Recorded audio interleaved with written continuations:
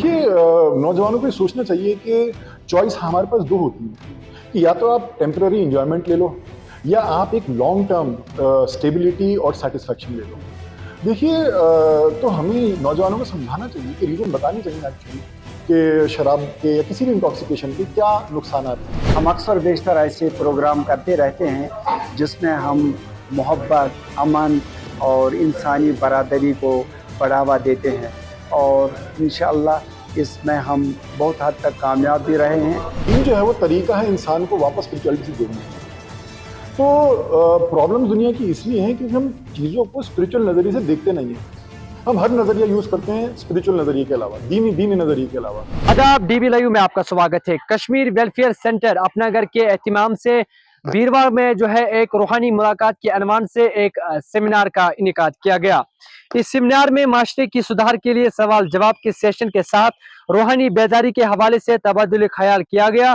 इस तकरीब में दिल्ली से आए हुए मशहूर मोटिवेशनल स्पीकर बासित जमाल मेहमानान खुसूसी थे। साबिक बैरिकेड खुर्शीद अहमद गनाई और दीगर सरकर्दा सुकालर और शख्सियात ने शिरकत की। इस मौके पर जोर दिया गया है कि रूहानियत के सबक को पढ़ने और इसे आम करने की जरूरत है। हमारे साथ बात करते हुए वहां की गेस्ट्स ने क्या कुछ कहा, आइए आपको इस रिपोर्ट में सुनाते हैं। आज की महफिल का मुद्दा और मकसद ये था कि हम अपने समाज की ज़हनी तामीर नव करें और सबसे बड़ी चीज़ है लोगों के जहनों की तामीर करना, reconstruction of the thought, reconstruction of the mind. हम अक्सर बेशतर ऐसे प्रोग्राम करते रहते हैं जिसमें हम मोहब्बत, अमन और इंसानी बरादरी को बढ़ावा देते हैं और इंशाअल्लाह इसमें हम बहुत हद तक कामयाब भी रहे हैं और हम पूरे मतलब वैली लेवल पर ऐसे प्रोग्रामों को मुनज़्ज़म करते रहते हैं। आज जो यहाँ पर मधु थे वो बहुत से ऑर्गेनाइजेशंस के हेड्स थे, सेक्रेटरीज थे, ऐसे बासर लोग थे जिनकी वजह से ये जो पैगाम है ये बहुत दूर तक जाएगा। शुक्रिया। आज मैं यहाँ पर एक फंक्शन में आया। अपना घर जो बीरवा में है, ये हमीदुल्लाह साहब की एक ऑर्गेनाइजेशन है, एनजीओ। ये बहुत अच्छा काम कर रही है यहाँ पर समाजी बहबूदी के लिए और ख़ासकर बच्चों की तालीम के लिए।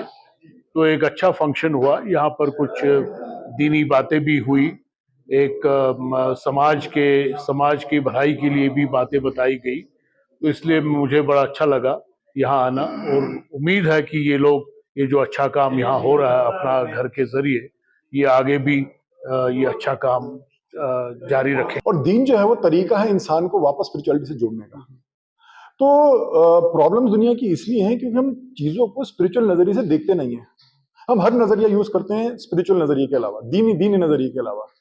तो कोशिश यही थी कि लोगों को स्पिरिचुअल नज़रिए से जोड़ा जाए, लोगों को एक और लेंस दिया जाए इस जिंदगी को, इस दुनिया को देखने का। देखिए, नौजवानों को ये सोचना चाहिए कि चॉइस हमारे पास दो होती है कि या तो आप टेम्पररी इंजॉयमेंट ले लो या आप एक लॉन्ग टर्म स्टेबिलिटी और सेटिस्फैक्शन ले लो। देखिए, तो हमें नौजवानों को समझाना चाहिए कि रीज़न बतानी चाहिए एक्चुअली कि शराब के या किसी भी इंटॉक्सिकेशन के क्या नुकसान हैं और उनको एक दीनी नज़रिए से भी बताना चाहिए कि अल्लाह ने हमें ये इंटॉक्सिकेशन क्यों मना करी है।